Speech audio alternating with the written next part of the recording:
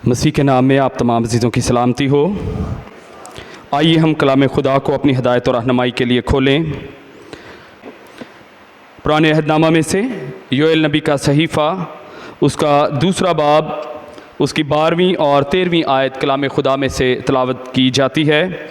कलाम खुदा में यूँ मरकूम है, लेकिन खुदावंद फरमाता है, अब भी पूरे दिल से और रोज़ा रख कर और गिरिया और जारी और मातम करते हुए मेरी तरफ रजू लाओ, और अपने कपड़ों को नहीं बल्कि दिलों को चाक करके खुदावंद अपने खुदा की तरफ मतवज्जो हो, क्योंकि वह रहीम व मेहरबान, कहर करने में धीमा और शफ़क़त में गनी है, और अज़ाब नाज़ल करने से बाज रहता है। कलाम खुदा का पढ़ा और सुना जाना हम सबों के लिए बाइस बरकत हो। आमीन। खुदावंद का शुक्र हो। मेरे अज़ीज़ों, जिस तरह से रोज़ों के अयाम हैं और एक मसीही होते हुए हमारी ये कोशिश होती है कि हम इन रोज़ों के अयाम में खुदावंद के घर में आया करें, खुदावंद के कलाम को सीखा करें, और वो रोज़ा जो हमने खुदावंद के हुजूर अपनी बदनी कुर्बानी खुदावंद के हुजूर पेश की है, रोज़े की हालत में खुदावंद के घर में आएँ, खुदावंद से बातचीत करें, खुदावंद के सामने अपनी दरख्वास्त को पेश करें, अपनी मुनाजात को खुदावंद के हुजूर रखें। रोज़ा मेरे अज़ीज़ों बदनी कुर्बानी के साथ खुदावंद के साथ चलने का नाम है। जब हम रोज़ा रखते हैं, जब हम रोज़े की हालत में होते हैं, जब हम दिन भर भूख और प्यास बर्दाश्त करते हैं, तो इसलिए कि हमारी आवाज़ आलमे बाला पर सुनी जाए। हम अपनी ख्वाहिश को, हम अपनी ज़रूरत को या अपने मकसद को खुदावंद के हुजूर रोज़ा रख कर लेकर जाते हैं। सो इसका आसान मतलब और हल ये हुआ कि जब हम रोज़े की हालत में खुदावंद के पास जाते हैं तो हमारे पास दो चीज़ें होती हैं। एक तो हमारी बदनी कुर्बानी, हमारा रोज़ा, दिन भर की भूख और प्यास, या वो सारा अमल जो दिन भर हमने रोज़े की हालत में गुजारा होता है, और दूसरी तरफ उस रोज़े की वजह हमारे पास होती है। वो वजह ये होती है जो हमारा मकसद, जिस मकसद के लिए हमने रोज़ा रखा होता है।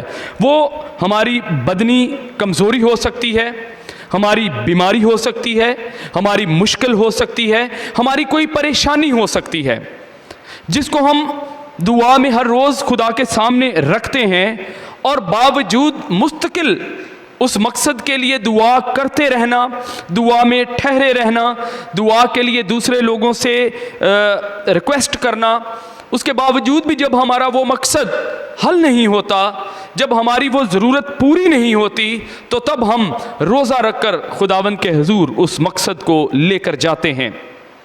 रोज़ा हमें जिस्मानी तौर पर, दो चीज़ें हैं, जिस्मानी और रूहानी।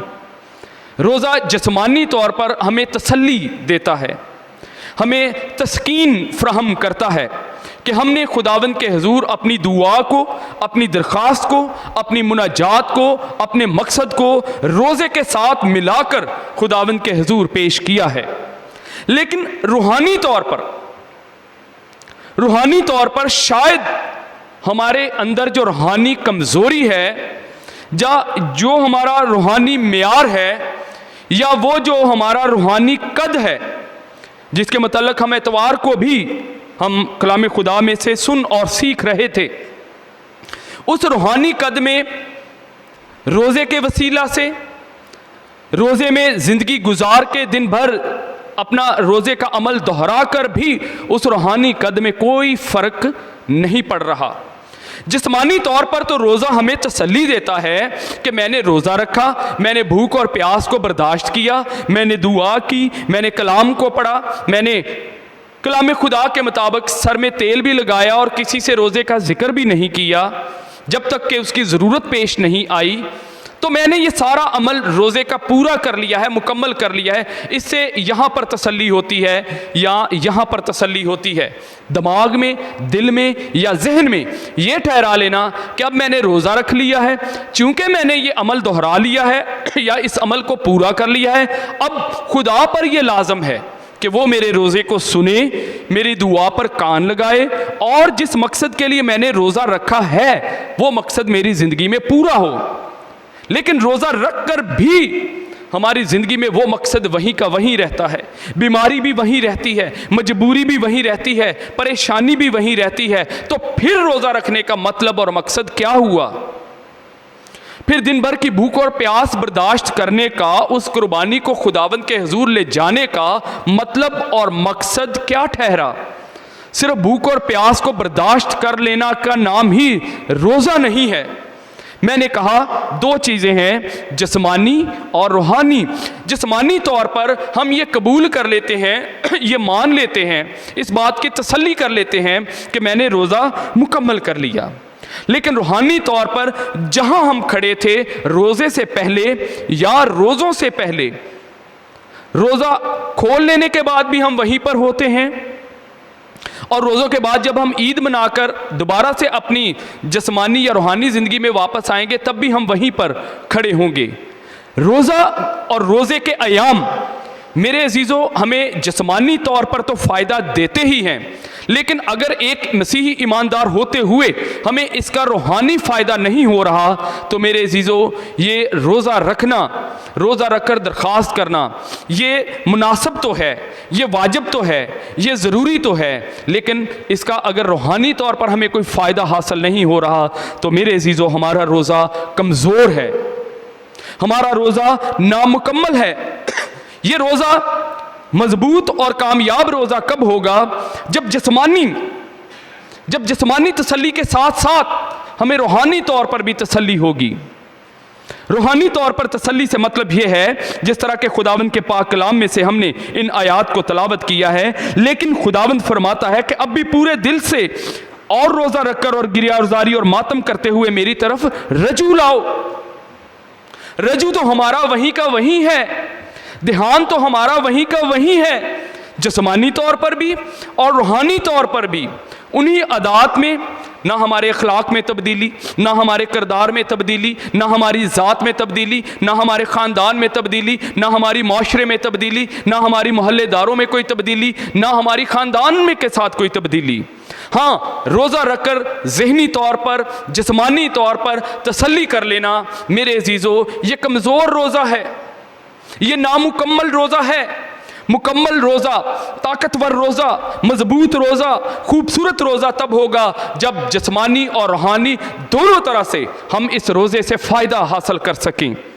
रोज़ों के इन अयाम में जिस तरह खुदावंद का पाक कलाम यहाँ पर फरमाता है, खुदावंद के बंदा योएल ने हमारे लिए ये आयात खुदावंद के पाक कलाम में खुदावंद के पाक हुक्म से दर्ज और मरकूम की हैं कि खुदावंद की तरफ पूरे दिल से रजू लाना है। सिर्फ रोज़ा रखकर तसल्ली को हासिल नहीं करना, जिस्मानी और रूहानी तौर दोनों तरह से हमें इस रोज़े से फ़ायदा उठाना है, क्योंकि खुदावंद की तरफ मतवज्जो होंगे तो वो हमारी तरफ मतवज्जो होगा। और खुदावंद के पाक कलाम में लिखा है कि खुदावंद अपने खुदा की तरफ मतवज्जो हो, क्योंकि वो रहीम व मेहरबान, कहर करने में धीमा और शफ़क़त में गनी है और अज़ाब नाज़िल करने से बाज रहता है। मेरे अजीज़ों, दुनिया की मुश्किलात, मुसीबतें, परेशानियां हमें कमज़ोर तो कर सकती हैं, लेकिन हमें हरा नहीं सकती, हमें गिरा नहीं सकती, हमें शिकस्त नहीं दे सकती, क्योंकि हमारे पास क्या है? जिंदा पाक खुदा की जिंदा उम्मीद है। रोज़े के वसीला से हम खुदा की कुर्बत, खुदा की नज़दीकी हासिल करते हैं, दिल की मजबूती हासिल करते हैं। रोज़ा हमें फरहत पहुँचाता है, रोज़ा हमें ताजगी अता करता है, रोज़ा हमें ईमान में मजबूती अता फरमाता है, रोज़ा हमें खुदा के करीब लेकर जाता है, रोज़ा हमें ये तरीक़ाकार बताता है कि किस तरह से हमें अपनी बदनी कुर्बानी के ज़रिया से अपने मकसद को खुदावंद के सामने पेश करना है। तो रोज़ा हमें जिस्मानी तौर पर भी मजबूत करता है और रोज़ा हमें रूहानी तौर पर भी मजबूत करता है। आप में से बतेरे लोग होंगे जो रोज़ा रखकर रोज़ खुदावंद के घर में आते हैं। आप सब इस बात से बाखूबी वाकिफ़ हैं जो बात मैं बयान कर रहा हूं या करना चाह रहा हूं कि रोज़ा रखकर हमें तसल्ली तो होती है, लेकिन रोज़ा रखकर हमारी ज़िंदगी में तब्दीली नहीं आती। अगर हम चाहते हैं कि हमारा रोज़ा ऐसा रोज़ा हो कि हमारी आवाज़ आल में बाला पर सुनी जाए, हमारा रोज़ा ऐसा हो कि खुदावंद के हुजूर वो कबूल हो, हमारा रोज़ा ऐसा हो कि हम रोज़ा रखें और खुदावंद हमारी दुआ कबूल करे। हम रोज़ा रखें तो खुदावंद हमारी बीमारी को दूर करे। हम रोज़ा रखें तो खुदावंद हमारी कमियों, कमज़ोरियों, मजबूरियों, परेशानियों को दूर करे। तो मेरे अजीज़ों, हमें रूहानी तौर पर मजबूत होना होगा। उन सारी बातों से रोज़ा रखकर बाज आने की ज़रूरत है जो खुदावंद के कलाम के मुताबिक हम ये बखूबी जानते हैं कि ये गलत हैं। हर एक इंसान बाशऊर इंसान है, आप अक्लमंद इंसान हैं, आप खूबसूरत दिल, जहन, दिमाग रखते हैं। तो मेरे अजीज़ों, आप इस बात से भी बखूबी वाकिफ़ हैं कि किन बातों से खुदावंद का पाक कलाम हमें मना करता है। रोज़ा खोलकर फिर पुरानी इंसानियत, पुरानी ज़िंदगी में लौट जाने से बेहतर है आप रोज़ा ना रखें, क्योंकि इस तरह से हम जिस्मानी तौर पर अपने आप को धोखा दे रहे हैं।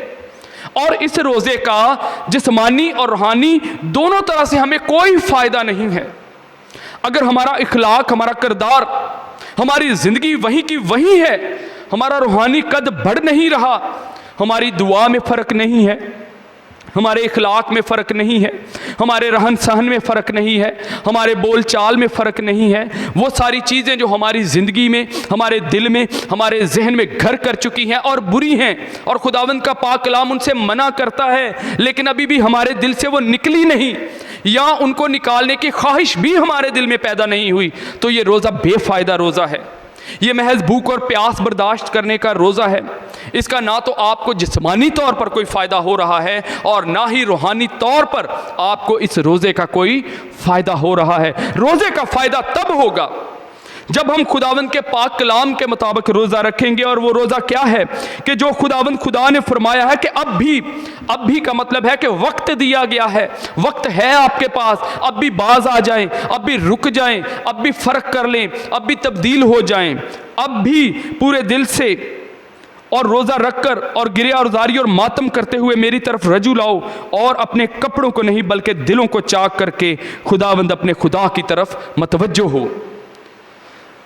पुराने अहदनामा में रोज़े की बेशुमार मिसालें ऐसी हैं कि जब कौम बनी इसराइल के लोग, पैगंबर, नबी रोज़ा रखते थे, मातम करते थे, गिरिया और जारी करते थे, तो वो टाट ओढ़ लेते थे इन कपड़ों को जो नरम हैं, जो जिस्म को काटते नहीं, जो जिस्म को तकलीफ़ और दुख नहीं देते। लेकिन टाट जो है जब वो पहना जाता है, वो ओढ़ा जाता है, तो वो जिस्म पर चुभता है, तकलीफ़ देता है, जिस्म को ज़ख्मी करता है। वो टाट इसलिए ओढ़ते थे कि खुदावंद खुदा हमारे इस गिरिया और जारी को, हमारे इस मातम को खुदावंद अपनी निगाह में लाए। जब वो मातम के लिए बैठते थे तो राख पर बैठकर उसके तालब होते थे, सर पर भी राख डालते थे और ज़मीन पर बगैर कपड़ा बिछाए राख पर बैठकर मातम करते थे। रोज़े की हालत में रोते हुए खुदावंद के सामने अपनी दरख्वास्त, अपनी मुनाजात को पेश करते थे। लेकिन खुदावंद खुदा क्या कहता है कि ऐसा करने की ज़रूरत नहीं है, दिल को चाक करने की ज़रूरत है। जो बदी और बुराई दिल में बसी है उसको दूर करने की ज़रूरत है, उसको तब्दील करने की ज़रूरत है, उसको बदलने की ज़रूरत है। क्योंकि खुदावंद खुदा ये नहीं चाहता कि जिससे वो प्यार करता है या वो जिससे वो चाहता है वो यूं अपने आप को ज़ख्मी करे, गिरे और जारी करे, मातम करे। हाँ, लेकिन वो ये ज़रूर चाहता है कि हम अपने कपड़ों को नहीं बल्कि अपने दिलों को चाक करके खुदावंद अपने खुदा के हुजूर आएँ, क्योंकि जब हम उसकी तरफ मतवज्जो होंगे तब वो हमारी तरफ मतवज्जो होगा। खुदावंद रोज़े की हालत में आपकी भूख और प्यास को नहीं देखता, गिरे और जारी और मातम करते हुए वो आपके टाट को नहीं देखता। जब हम राख कर बैठकर उसके तालब होते हैं तो वो आपके राख पर बैठने को नहीं देखता, वो यहाँ पर निगाह करता है, वो आपके दिल को निगाह में लाता है।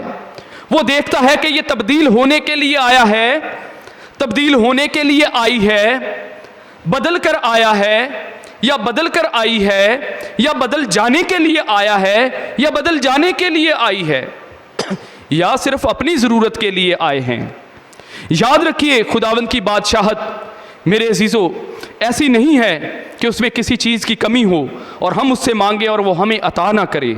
खुदावंद के पाक कलाम में लिखा है, तुम मांगते हो और तुम्हें मिलता नहीं, इसलिए कि बुरी नीयत से मांगते हो ताकि अपनी ऐशो इशरत पर खर्च करो।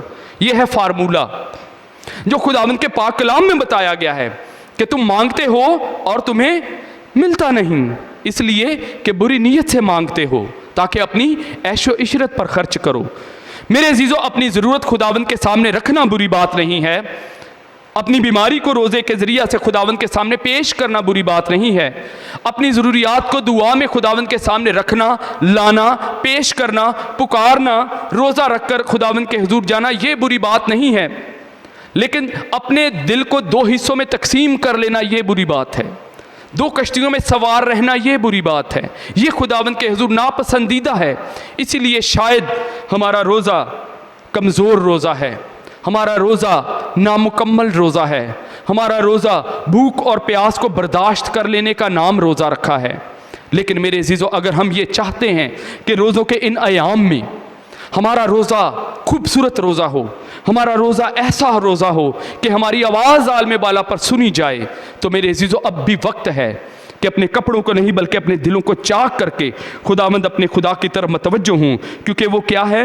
वो रहीम व मेहरबान, कहर करने में धीमा और शफ़क़त में गनी है, और अज़ाब नाज़िल करने से बाज रहता है। क्योंकि हम ये जानते हैं कि हर एक गुनाह की, हर एक कसूर की, हर एक उस झूठी कहानी की, हर एक उस अमल की, हर एक उस किरदार की जो हम इस ज़मीन पर, इस दुनिया में अदा करते हैं या बसर करते हैं, उसकी बाज पुरस की जाएगी। वो खुदा की अदालत का दिन होगा। अगर उस दिन से मेरे अजीज़ों बचना चाहते हैं, अजाब से बचना चाहते हैं, तो खुदावंद का डर और खौफ मेरे अजीज़ों अगर हमारी ज़िंदगी में कम हो चुका है, अगर हमारी ज़िंदगी में कमज़ोर हो चुका है, तो खुदावंद के डर और खौफ को माने। पेशतर इससे कि मेरे अजीज़ों हम रोज़ा भी रखते रहें, भूख और प्यास भी बर्दाश्त करते रहें, हम दुआ भी करते रहें, हम बाइबल भी पढ़ते रहें, हम चर्च भी आते रहें, हम दुआएं भी करते रहें, हम ज़बूर और गीत भी गाते रहें, और हमें उसका जिस्मानी और रूहानी दोनों तरह से कोई फ़ायदा हासिल ना हो, तो मेरे अजीज़ों अब भी वक्त है कि हम पूरे दिल से रोज़ा रखें।